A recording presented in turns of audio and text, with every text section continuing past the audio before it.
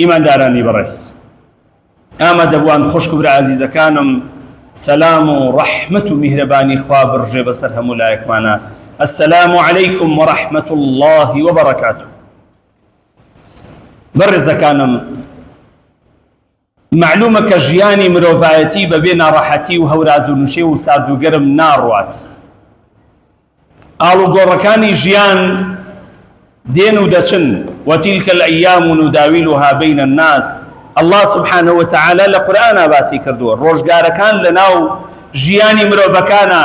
لە کەسێک بۆ کەسێک، خانەوادەیە بۆ خانەوادەیە، کۆمەلگایە بۆ کۆمەلگایە، وڵاتێ بۆ وڵاتێ تەقەلوباتەکە، ئاڵوگۆڕەکە. ژیان خۆشی و ناخۆشیشی تایە، بەڵام بۆ ئەم کات و زروفەی ئێمە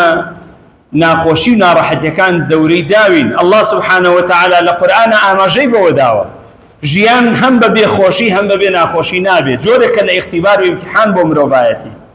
خوای پەروەردگارە فەرمێ وبلوناهم بالحسنات والسيئات لعلهم يرجعون. الله سبحانه وتعالى چۆن قەومەکانی پێشتر تاقی کردوونەتەوە بە خۆشی و بە ناخۆشی، بە هەوراز و بە نشێ و بە ساردی بە گەرمی، بەڕێ پێدان و بەڕێ لێگرتنەوە، بە پێدان و بە لێوەرگرتنەوە، بە خۆشی و شادی و فەڕەحنایی، بە شەڕ و شۆڕ و ئاژاو و ناڕەحەتیەکان، بە هەموو ئەم جۆرانە تاکو ژیانی ئێمە و بەردەوام و دوای ئێمە و تا قیامەت دادێت ئەم سنەتی حەیاتە بەردەوامە. هەوراز و نشێوی زۆر تێیەکەوێ بەڕێزەکانم. بۆیە لەم سەردەمەدا فتنە و ئاشوبە و ناڕەحەتیەکان زۆرن. ڕەسوول الله صلی الله عليه وسلم بە چەندان فەرموودە ئاماژەی بەوە داوە کە فەرموویەتی سەتەکون و فتنون، لە دوای من فتنەگەلێکی زۆر دێ بەسەرتانە، شەڕ و ئاژاو و ناڕەحەتیەکان زۆرە بن، کوشتن و کوشتار زۆرە بێ، فتنە جیاوازەکان زۆرە بێ، ڕووتان تێکا. فتنە و شەڕ و ئاژاو و ناڕەحەتیەکان بەڕێزەکانم دەوریان داوین. دوژمنمان زۆرە، دوژمنانێکمان هەیە کە تەماحیان لە خاک وڵاتمانایە، لە سەرۆت و سامانمانایە. طبعا دوژمنەکان جۆراجۆرن، هەندێکیان تەماحی دنیایی بەمانە ئەوەی کە سەرۆت و سامان و داگیرکردن و لێساندن و سەرۆت و سامان بردن بۆ خۆیان و پارە و دینار و دۆلار و ئەم بابەتانەیە. دوژمن گەلێکی کەمانێت تەماحی لە عەرز و ناموسمانایە، دوژمنانێکی دیکەمانێت تەماحیان لە دینمانایە. هەر یەکە بە جۆرێک. خەڵکانێکی دیکە هەن کە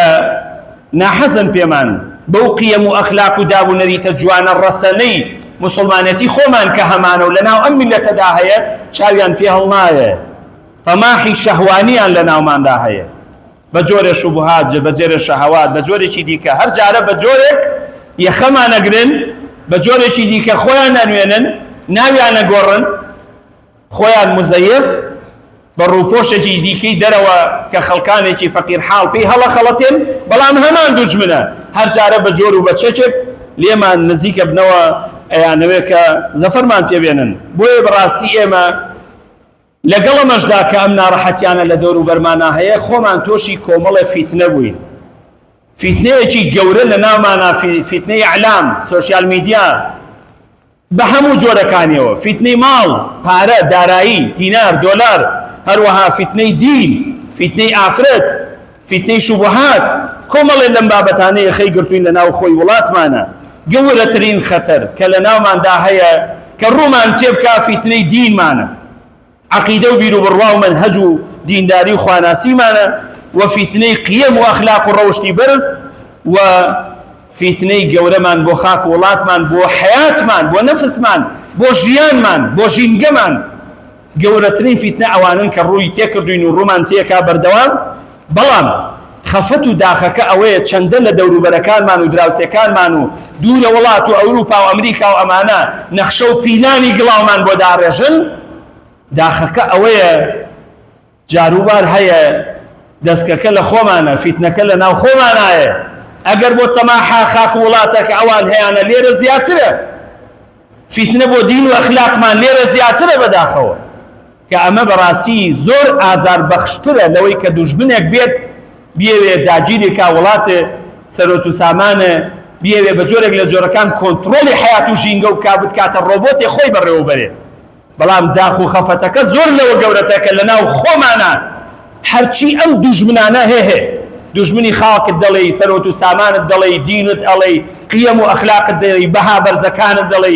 هەرچی لەمانە ئەڵێ کە ئێستا تووشمان بۆ بەرەوکی گرتووی یەخەی گرتووی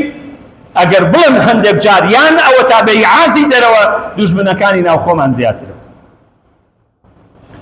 لەم بارودۆخ و حەدەسانەی کە ڕوئەدەن بە ڕێزەکانم دینی ئێمە قسەی چییە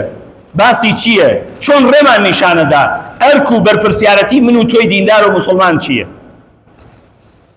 لا ملجأ لنا إلا الله وكو رسول الله صلى الله عليه وسلم فرميتي اللهم أسلمت نفسي إليك ووجهت وجهي إليك وفوضت أمري إليك وألجأت ظهري إليك رغبة ورهبة إليك لا ملجأ ولا منجا منك إلا إليك پیغمبری خواه صلاة و سلامی لسر بێ بەم مەقامە گەورەی خۆیەوە نفسی خۆی تەسلیمی پەروەردیگار کردو ڕووی کردوتە ئەو لە هەموو ناڕەحەتیەکانی ژیانە تەواوی کاروباری ژیانی خۆی تەسلیمی خوا کردووە لە شەوی لە ڕۆژی بەیانی ئێوارەی لە هەموو کات و ساتەکانە فەرموویەتی خوایە هیچ پەنایەک نییە ئیلا پەنای تۆ نەبێ واللهی ئێمەی دیندار و مسلمان لە هەموو کات و ساتێکا بە تایبەتی لەم ناو ناڕەحەتی کە دەورەی داوین لە هەموو فیتنەکانە لە هەموو ناڕەحەتیەکانە لە هەموو شەڕ و ئاژوبەی کە ڕووی تێکردوین تەنها مەلجەئمان ڕوومان پشتمان پەنامان فریاد ڕەفمان ئەڵڵایە سوبحانه وتعالى لە عادەتی پێغەمبەرا صلی الله عليه وسلم عادەتی وا بووە کە بەردەوام لە فیتنە و ئاشوبە پەنای بەخوا گرتووە نمونەیەک لە فەرمایشتەکانی کە فەرمێتی تەعوەزوو جا ئێمەشی فێر کردووە ئەصحابی فێر کردووە هاوڵە بەڕێزەکانی فێر کردووە پەنا بەخوا بگرن تعوذوا بالله من الفتن ما ظهر منها وما بطن پەنا بەخوا بگرن لە فیتنە جۆرا و جۆرەکانە لە دیار و ئاشکراکانە لە هەموو جۆرەکانیان بەردەوام پشت بەخوا ببەسن پەنا بەخوا ببن پەنا بۆ خوا ببن پشت بەو ببەسن پەنا بگرن بەخوای پەروەردگار لە هەموو جۆری فیتنەکانە ئەو جا خۆشی صلاة و سلامی لەسەر بێ فەرموویەتی اللهم إني أعوذ بك من عذاب القبر بزانا اللويوة وأعوذ بك من فتنة المسيح الدجال وأعوذ بك من فتنة المحيا ومن فتنة الممات اللهم إني أعوذ بك من المأثم والمغرم بزانا لفتنيك لنا وقورايا لفتنيك لسر زويدايا لجير زويدايا أم بيغمبر صلاة وسلامي لسر بيه لهم جوركاني فتني بشرية زيندو جن وإنس هموي خوي پنا بخواي پرودگار داوه لهمو کاتو ساتێکی ژیانیا ئەمە فەرمایشتی بۆ ئێمەشی فێر کردووە زۆرترین پەنای پێغەمبەرمان صلی الله عليه وسلم کە خۆی پاراستووە بەخوا لە فیتنەی دین بووە فیتنەی دین کەم نییە بە ڕێزەکانم چونکە خۆسبانی دنیا و قیامەتی پێوەیە هەر ئینسانێ دین و ئیمانی لەدەستدا واللهی معرضە بۆی ئەخلاق لەدەستدا دنیا بە هەموو خۆش و شادیەکانیەوە لەدەستی بە دنیا هەر دنیای مادی نییە ئەوەی خەڵکێ پێ هەڵخەڵەتا و فریویدا و ژیانی خۆی دینی خۆی ئەخلاقی خۆی گەورەی خۆی شەهادەی خۆی هەموو شتێکی لە پێ ناوافەوتێنێ ئەوە خەڵکانێکی دنیاگەرایین ئەجینە خۆشی و شادیەکانی دنیا وا لە ناخی ئینسانایە لە دڵی ئینسانایە وەکو پیاوچاکان دەیان فەرموو واللهی ئەگەر بەرپرسەکان ڕۆڵەکانیان ئەولادەکانیان بزانن چ خۆشی و شادیە وا لە دڵی ئێمایە بەشیر و تیر لیان نەسانی خۆشی و شادی ئینسانی مسلمان و دیندار ئەوەیە لە دڵیایەتی لە عەقڵ و فکریایەتی باش ڕۆڵە بێ با فەقیر و هەژار بێ خۆشی و شادی ئەوەیە لە دڵا بێ زۆرمان هەیە خاوەن کۆمپانیا و دینار و دۆلارن خاوەنی مەنسەب و خاوەنی چەک مەسوور و شەک وەشێنن بەڵام ناخیان کاول و وێرانە خۆشی و شادیتیان نییە بۆ پێغەمبەرمان سەڵات و سەلامی لەسەر بێ باسی شیرینی و حەلاوەی ئیمانەکە باشە شیرینی و حەلاوەی ئیمان لە دەستایە لە قاچایە لە دنیا و دینار و دۆلارایە ناوا لە ناخی ئینسانی مسلمان و دیندارایە بۆیە پێغەمبەرمان سەڵات و سەلامی لەسەر بێ یەکێ لەو شتانەی کە زۆر خۆی پاراستۆ بەخوای پەروەردیگار فتنەی دین بووە بۆیە فەرموویەتی اللهم لا تجعل مصيبتنا في ديننا ولا تجعل الدنيا أكبر همنا ولا مبلغ علمنا ولا تسلط علينا من لا يخافك ولا يرحمنا خواهي جيان هرچی مصيبت دي لدين ما نكوي هەموو دنیا هەموو غەممان نەبێ بە دنیا. ئەزانن خەڵکانێ هەموو غەمی دنیا چی لێ کردوون؟ ئادەی سەیری دینداریان کە باسی دیندارەکانە لە بێدینەکان گەڕن خوازە حاوان لە خەڵکانێ گەڕێ کە بە دینی خوا حوکمی خوا ڕازی نییە. ئەوە حاڵی خۆیان و ماڵ و مناڵ و ژیانیان سیر کە نمونەکانیان ئەوانەی ڕۆشتون بەرەو قیامەت ئەوانەی ئێستا لە دنیادان. بەڵام ئینسانی دیندار و خواناس ئەبێ وەک پێغەمبەرمان بێ سەڵات و سەلامی لەسەر زۆربەی حەزەری خۆپەنادانی بەخوا بۆ ئەوەیە فیتنەکە نەکەوێتە دینەکەی نەکەوێتە ئیمانەکەی. خوایە هەرچی موسیبەت بێ لە دینم نەکەوێت، هەموو غەمم هەمووی دنیا نەبێ. ئەمە زۆر گرینگە. چێ کردوێتی پێغەمبەرمان صلی الله عليه وسلم؟ باشە فیتنەی دین چییە بەڕێزەکانم؟ ئەگەر فیتنە بێت چۆن دێ بۆ دینمان، چۆن ڕوو لە دینمانەکە؟ ئەزانن پێغەمبەرمان صلی الله عليه وسلم دەیان فەرموودە ئاگاداری کردوینەتەوە یان ڕوونکردنەوەی پێداوین. بۆ نمونە ئەفەرمێ بادروا بالأعمال فتنا كقطع الليل المظلمة. بادروا بالأعمال ئەمە نصيحة وصيتي پێغەمبەر صلی الله عليه وسلم بۆ ئێمەی دیندار. بەردەوام سەرقاڵی چاکە بە، سەرقاڵی کاری خێر بە، هەم خواناسی، هەم دینداری، هەم قیەم و ئەخلاق، هەم ڕجولەت و پیاوەتی، هەم چاکە و یحسان، هەم دعوە إلى الله، هەم خەمخۆری بۆ دین، بۆ ژینی خەڵک. سەرقاڵی هەموو شتێکی باش بە، چونکە فیتنەکان وەکو شەوی ئەنگوستە چاو وایە وا لە ئینسانەکە سەرگەردانیەکە سەری لێ شێوێنێ. ئەزانن چۆن؟ هەر لەم فەرموودەیان ڕوونکردنەوەی داوە پێغەمبەرمان سەڵات و سەلامی لەسەر بێ فەرمیەتی یوسبح الرجل مؤمنا ويمسي كافرا. پەنا بەخوای گەورە، پەنا بەخوای گەورە. بەیانیە کاتەوە ئیماندارە ئێواری لێ دێتەوە کافرە بێ. پەنا بەخوای گەورە. نمونە زۆرن لەم بابەتە. ئەو جا فەرمێ يبيع دينه بعرض من الدنيا، دینەکەی ئامادەیە بە شتێکی دنیایی بیفرۆشێ. ئەزانن خەڵکی وا هەیە بە دینار و دۆلار دینەکەی فرۆشتووە؟ ئەزانن هەیە بە تەوقیعێک لەگەڵبوونێک فڕکردنەوەی فۆرمێک پاڵپشت و پشتیوانیەک هەڵگرتنی چەکێک پاڵپشتیکردنی بەرنامەیەکی بێمەعنای دژە دین و قورئان و یاسای خوا. خۆ تۆ ئازانی فرۆشتنی دین هەر بە چییانی؟ هەر بە پارەیە؟ نا، بە قەناعەتە، بە مەبدەئە، بە بیر و بڕوایە، بە فکرە، بە تێگەیشتن و حاڵیبوونە، بە دواکەوتن و شوێنکەوتنە، بە قەرەباڵغکردن و سەیاد و ڕەشکردنی ئەو جەماعەت و گروپەیە. بە ئەنواع شێوە فرۆشتنی دین هەیە. جا با نوێژیشکە کە ئەو مەبدەئەکەی فرۆشتە بێ، حوکمی خوای فرۆشتە بێ، دینی خوای فرۆشتە بێ، ئامادە دەبێت لە کایەک لە کایەکانە دیفاعی لێ بکات لە مسلمانم، غیرەت بیگرێ لە ناو مەجلیسیا بڵێ با من مسلمانم، ئەمە ئێوە چیەکەن؟ کێمە بەرنامەیە؟ کێمە ئەخلاقە؟ کێمە قیەمە؟ کێمە یاسا و قانونە؟ کێمە فکرە و شتی باشە بۆ گەل و میلەتە، بۆ مرۆڤایەتی و بۆ مسلمانان؟ ئەوە ئێوە سەرقاڵی چین؟ ئەگەر ئینسانێ مەبدەئی وا نەبێ بتوانێت لە شوێنی خوا دیفاع لە خۆی کات. ئەزانن لە شوێنی خوا ئینسان وشەیەک دەنگ هەڵبڕێ والله ئەوەش جیهادە فی سەبیل الله. كلمة الحق عند سلطان جائر. خو پێت وایە جیهاد هەربێت تەق و تۆق بێ، هەربێ شیر و تیر بێ. نوعیەتی جیهادمان لە ئیسلامە هەیە، چونکە زەمان و زولفەکان تەقەلوباتەکە ئاڵوگۆ بکات. جاری وایە چەکە خوازێ، جاری وایە قەڵەمە خوازێ، جاری وایە هەیە زمانە دەخوازێ، جاری وایە عیلم و معریفە خوازێ، جاری وایە هەیە هەوڵدان و تێکۆشانی لکاندنی شەو ڕۆژ بەیەکەوە بۆ دینی خوا، بۆ فێرکردنی ئەمەوە، بۆ هۆشیارکردنەوەی خەڵک، بۆ ڕێگریکردن. خۆ هەر جاری هەر معروف نییە، ڕێگری لە معروفیش لە مەبادیئی دینی ئێمایە. قیەمێکە، پایەکە لە پایەکانی دینداری و خواناسیمان. بۆیە بەڕاستی فیتنەکان زۆرن لە دەور و بەرمانە. بۆیە ڕەسوول الله صلی الله عليه وسلم ڕێمان نیشانەدا، وەسیەت ئەکا دائیمەن دەست بە دینەوە بگرین، دائیمەن خواناس و دیندار بین، سەرقاڵی عیبادەت بین، سەرقاڵی ذکر و یادی خوا بین، سەرقاڵی هاتوچۆکردنی مزگەوت بین، دین لە لای خەڵک جوان کەین، ناشرینی نەکەین، سەرقاڵی ئیحسان و چاکەکاری دەستگیرۆیی بین، تەعاونی خێر بین. پێغەمبەری خوا صلی الله عليه وسلم چی ئەفەرمێ؟ العبادة في الهرج كالهجرة إلي. لە کاتی فیتنە و ئاشوبە و شەڕ و ئاژاوە و ناڕەحەتیەکانە کە بەرەوتی مرۆڤایەتی مسلمانانەگرێ، عیبادەتکردن لەو کاتەدا، ئیلتیزامکردن بە دینی خوا لەو کاتەدا وەکو هیجرەت وایە لە مەکەیە بیکەی بۆ مەدینە بۆ لای پێغەمبەر صلی الله عليه وسلم. هیجرەتی ئەو کاتە بەجێهێشتنی خاک و وڵات و نیشتیمان و پارە و دینار و درهەم و خزم و کەس و هەمووی لە پێناوی خوا، لپێناوی کەلیمەی الله سبحانه وتعالى شوێن کەوتنی پێغەمبەری خوای پشتگیریکردنی دینی خوا ئەزانن چه مەقامێکی بەرزی هەبووە ئەزانن مهاجرین چەندە مەقامیان لای خوا بەرزە هەر کەسێ لە کاتی فیتنە و ئاژاوە و فەسادا کە بەربڵاوە بێ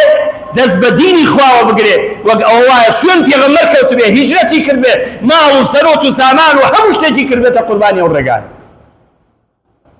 خاڵێکی کە بەڕێزەکانم لە کاتی فیتنە و ئاشوبە و ناڕەحەتیەکانە دوعا زۆر بکەین ئەزانم دوعا لە چەک و جبەخانەکان زۆر بەهێزترە ڕێڕەوی ژیانە گۆڕێ پێغەمبەری خوا سەڵات و سەلامی لەسەر بێ زۆر دوعای کردووە پشتی بە دوعا زۆر بەستووە بۆ ئینسانی دیندار و مسلمان بە تایبەتی ئەوانەمان کە بێ لە ئاستی ڕووداوەکانە بێدەسەڵاتین بێهێزی دەستمان ناگاتە خوشک و براکانمان لە ڕووی مادی و معنەویشەوە زۆر جار هەیە یارمەتیان بین ڕێگای دوعا هەیە تۆ پێت وایە دوعا ئیشی بێدەسەڵاتەکانە نا پێغەمبەری خوا سەڵات و سەلامی لەسەر بێ لە قیمەی دەسەڵاتە دوعای کردووە پشتی بەخوا بەستۆ بە دوعا چونکە ئەوەی بەهێزی هێزەکانە تەواوی هێزی مطلقە لە بەردەستیدایە الله سبحانه وتعالى لە هەموو تانک و تۆپێ بەقووەترە لە هەموو کاتوژایە بەقووەترە لە هەموو نەوەوی تۆ چی ناوە ئەنێی دوعا زۆر لەوە بەهێزترە چونکە دوعا ئەگا بە پەروەردیگاریشمان هێز و دەسەڵات و توانای مطلق لای ئەوە دوعا ڕێڕەوی ژیانە گۆڕێ ئەزانم دوعا شتانێکەکەن کە بە عەقڵی من و تۆ خەیاڵە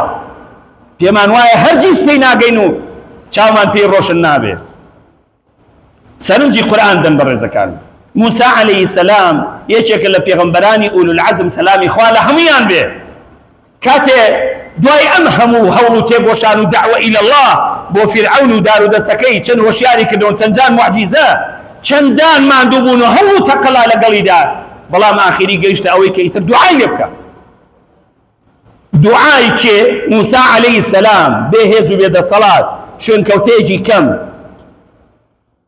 بەڵام فیرعەونێکی بەدەسەڵات لە دەسەڵات و قیمە و هێز و دەسەڵاتە تێیپەڕاندووە لەسەر زەوی پەلاماری ئاسمانەدا ئەڵێ خوانیە من نەبێت موسى عليه السلام دوعای لێکە قورئان تۆماری کردووە خوای پەروەردگار لە قورئانە بۆی تۆمارکردنەوە فەرمێ لەسەر زمانی موسى عليه السلام ربنا إنك آتيت فرعون وملأه زينة وأموالا في الحياة الدنيا ربنا ليضلوا عن سبيلك ربنا اطمس على أموالهم واشدد على قلوبهم فلا يؤمنوا حتى يروا العذاب الأليم الله سبحانه وتعالى خواهجيان تو لخوشي وشادية كاني دنيا داوت بفرعون دارو دستكي زينة خوشي جواني هز دا صلاة بارا سلوت سامان خوشي كاني دنيا وزيني دنيا هم يداو بفرعون دارو دستكي اوان للرقاي اموا سريان لخلق شواندو دینەکەی تویان ناشرین کردووە خەڵکیان تەفرەداوە ئێستا لە ڕێگای هەمان عەقڵیەتی فیرعەونی بەرنامەی فیرعەونی کە بەهۆی دەسەڵات قووەت و هێز دینار و دۆلار مەنسەب و قووەت و توانە خەڵکێکی یەجگار زۆر هەڵخەڵەتاوە لەم سەرگۆی زەمینەدا ئێخۆ نمونەکانی قورئان زیندون بەڕێزەکانم ئەمە چیرۆکی بەر ئاگردان نین ئینسانی هۆشیار و عاقڵیەوێ لێی تێبگا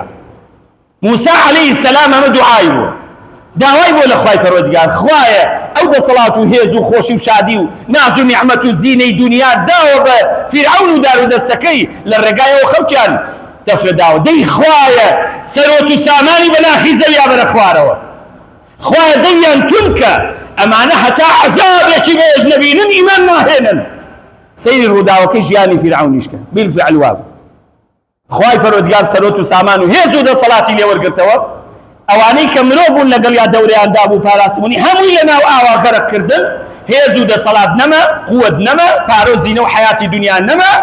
هەتا نەگەیشتن بەو ئازارە ناڕەحەتە عەزابە بێسە باسی ئیمان نەبوو ئەو وەختە فیرعەون لەناو مەوجەکانی دەریادا هاواریە کرد ئەوجا باسی ئیمانیە کرد بزانە دوعا چی کرد هێز و دەسەڵاتێکی کە بە عەقڵی مرۆڤ زۆر زەحمەت و ئەستەم بوو لە ناوچێ خوای گەورە لە ناوی بردن بە دوعای موسى عليه السلام بمرجب ئێمەش ئاوا وەکو موسى عليه السلام وەکو پێغەمبەران نیەتمان پاک بێ دینداریمان پچە بێ ئەخلاق و قیەممان لە دینەکەمان بۆشێتەوە پەیوەندیمان کندوت هەڵبێ لەگەڵ خوا واللهی خوا بۆمانەکە لەوا چێ بڵی باشە بۆ دوعا ناکرێ جا ڕۆژ تاوەرە دوعا لە خەڵکی زاڵ مستەمکار ناکرێ بەڵام چەند شتێک زۆر گرنگە ئینسان لە دوعای بیزانێ هەرچەندە مەیدانەکە ئەوە نییە خۆمان چین تا خوای گەورە بۆمان بێتە مەیدان و کارمان بۆ بکات پشتمان بگرێ زاڵ مستەمکارەکان لەناو بەرێ لە باتی ئێمە ئەو لە ناوی بەرێ نوغڕۆیان کە سەر لێشەواویان کە سەرگەردانیان کە هێز و دەسەڵاتیان لە چرکەیەکا لێوەرگرێ لای خوا گرانە ئەمە نا ئەکرێ ئێمە هێشتا لەو مەیدانە بە کەوتی ئەو مەیدانە نایەن هێشتا نەگەیشتونە ئەو ئاستەی ئەوەندە پاک بین لە بینی خۆمان و خوا دوعاکانمان قبوڵکە ئەمە ئەگەرێکە ئەگەرێکی دیکەشی ئەوەیە جارێ ئەمە حیکمەتی تایە ئیبتیلای تایە بۆ ئەوانەی ئیدعای دینداری خوا ناسیەکەن کەچی کۆڵەکەیەکن لە کۆڵەکەکانی پشتی زاڵم ستەمکارەکان هێز و قووەت ئەوان ڕایانگرتووە خەڵکی دیندار و خواناس چەکی وەڵگرتون دیفاعیان لێکا تۆرە لە ماڵەکەی خۆتا جاری وایە هیچ لە هیچیان نییە کەچی لە ناو مەجلیسێکە پشتگیری زاڵمەکە پینەوپەڕۆ بە خەڵکی بێعار و بەدڕەوشت و زمان پیس و دەستپیس و خراپەکانەکە چەندمان بینیوە لە مەجلیسەکانە خەڵکی دیندار جاری وایە سەرکەس دانیشێ لە بەرامبەری چونکە مەیدانی بەهێزە پشتی بەهێزە چونکە ئەمیش ناتوانێت قسەیە بکە هەمزان چۆن دنیا ژێر و ژوور بووە چۆن ئاها دنیا تەقەلوباتەکە مەیدانی ئینسانی مسلمان و دیندارە بێ زۆر وازەح و ڕۆشن بێ ئاگامان لێ بێ یەکێک لە مەیدانەکان کە پێغەمبەری خوا سەڵات و سەلامی لەسەر بێ پشتی پێبەستۆ دوعایە لە دوعا مەیوز مەبن بێتاقەت مەبن پێغەمبەران عەلەیهیمو سەڵات وەسەلامی زۆر دوعایان کردووە پیاوچاکان خەڵکە دیندار و خواناسەکان ئەمڕۆ ناسبەی ئینشاءڵڵا بەئیزنی خوای گەورە دوعاکان جێگای خۆیان ئەگرن بۆ ئەوەی کە هەیە ئێستای چاوی جوانی من و تۆیە ئام دینداری کۆمەڵی شت هەیە کە لە بەردەستمانایە وەکو مسلمان وەکو شتێک کە لە شتەکانە تا ڕادەیە هەناسەیە دەینەژین ئەمە ڕەحمی خوایە دوعای دوعاگۆیانە دوعاکانی ئێوە خەڵکی دیندار و خواناسە ئەوەی کە هەشەیە بەروبوومی دوعایە بەروبوومی دانەوەی ئاوری ڕەحمەتی پەروەردیگارە لە مسلمانان و دیندار لێرە و لەوێ ئەجینە بەڕاستی شەڕ و هێزەکان زۆر بەقووەترن لە دەسەڵات و هێزێک کە ئێستا ئێمە ئەوەندە لاواز و بێهێسین لە بەردەستمانایە خاڵێکی کە بە ڕێزەکانم بەڵاو موسیبەت و ناڕەحەتیەکان کاتێ دێ بە سەرمانە بۆ هۆشیارکردنەوەمانە بۆ بێدارکردنەوەمانە تا لە خەوی غەفڵەت بە ئاگا بین هۆشیار بینەوە بۆ ئەوەیە کە ئینسانی مسلمان و دیندار و خواناس بگەڕێتەوە لای خوا بەخۆی هەبچێتەوە الله سبحانه وتعالى لا سورة الأعراف فرمي وبلوناهم بالحسنات والسيئات لعلهم يرجعون خوي فرودگار خوي فرمي تاقيتانا كمو خوشي بستانه انم شادي خوشي كانوا نازع عمتكان تان روتيا كم حسنات وشاكر روتان تيكا وسيئات نارحتو هوراز الشر والشر والشر فتنو نارحتي كان يجروتان تيكا اما بو اوي انسان هوشيار بيته وبيدار بيته وبقرته لا اخوا اقامان لبي ئاگامان لە دینداری خواناسیمان بێ خاڵی کۆتایی بەڕاستی ئەبێ ڕووداوەکان کە بەسەر ئومەی ئیسلامیا دێن ئەبێ جوڵەیەکمان پێ بکە ئەبێ دەرفەتی ئیسلاح و چاکەخوازی و چاکەکاری لە ناومانە گەشە بکە نەک کاتێک قەیران و ناڕەحەتیەکان ڕوویان تێکردین ئەو جا موسڵمان چاوچونک بێ ئیحتیکارکە ماڵ بشارێتەوە دوکان و بازارەکەی خێرا بخاتە ناو مەخزەنەکەی بزانە چییە قەومێ بەڵکۆن ڕناسبێنێ دینارێ دۆلارێ زیاتر قازانجکە لەسەر چێ لەسەر شانی خوشک و برا دیندارە فەقیرە موچە خوراوە داما و زوڵم نێکراوەکەی ئەمە مۆقیفی دینداری ئێمێ هەندێک لە دەوڵەمەندەکانمان هەندێک لە خواپێداوەکانمان دە مەوقیفی عوسمانی کوڕی عەفان عەبدوڕەحمانی کوڕی عەوف کەوە پیاوەکانی ڕابردوو سەردەمی پێغەمبەر صلی الله علیه وسلم بۆ مێژوو ناخوێننەوە بۆ سیڕە ناخوێننەوە بزانە و پیاوانە چۆن ناویان چۆ قورئانەوە چۆن بە نەسی قورئان خوا لە گوناهیان خۆش بوو خوا لێیان ڕازی بوو وانیش لە خوا ڕازی بوون آخر خوار سەرزە و نوێژ نییە بە ڕێزەکانم ئەزانی ئەو مەوقیفی چەند جوانیان هەبوو لە حەیات و ژیانی مرۆڤایەتی و مسڵمانانە ئێستاش ڕەنگ نەداتەوە ئێستاش هەڵەی ئەستێرەیەکە بە ئاسمانی دنیامانەوە بۆ بێ و غیرەتە نێتەوە مەیدان بۆ بێ پێچەوانەکەی ببینی بۆ بێ کاتی قەیران و ناڕەحەتیەکان و کوشتارەکان زمانمان بە خراپ بگەڕێ مەجلیسەکان تێک دەین خەڵک بترسێنین ئێمە دوژمنەکانمان ئیعلامیان بەدەستە هەرچی شتێوا لە دەستی هێز و دەسەڵات ئێوانە ئەیێن و تەلاعوبی پێکەنە ڕۆژە کارتێ فرێنە ژیانی خەڵکەوە بۆ بێ من و تۆی مسڵمانیش وەگەڵ بین و شوێنە ئەو کەوین و دەوڵی بۆ بکتین لە بڵاوکەکانی خۆمانە پشتیان بگرین و یان هامان شت دووبارەکەینەوە بۆ مسلمانە بێ بترسێنرێ وەک ژیانی ئاوای لێ هاتۆ بە ئێمەش یەکجاری ژیانی تاڵ و تاریکەی ئینسانی مسلمان وا نابێ سيدي كبزانة في عمر صلى الله عليه وسلم شيء فرمي من نفس عن مؤمن كربة من كرب الدنيا نفس الله عنه كربة من كرب يوم القيامة ومن يسر على مؤسر يسر الله عليه في الدنيا والآخرة ومن ستر مسلما ستره الله في الدنيا والآخرة والله في عون العبد ما كان العبد في عون أخيه دي شيء هيا إيسا ميداني أمية هر كسيك نارحتيك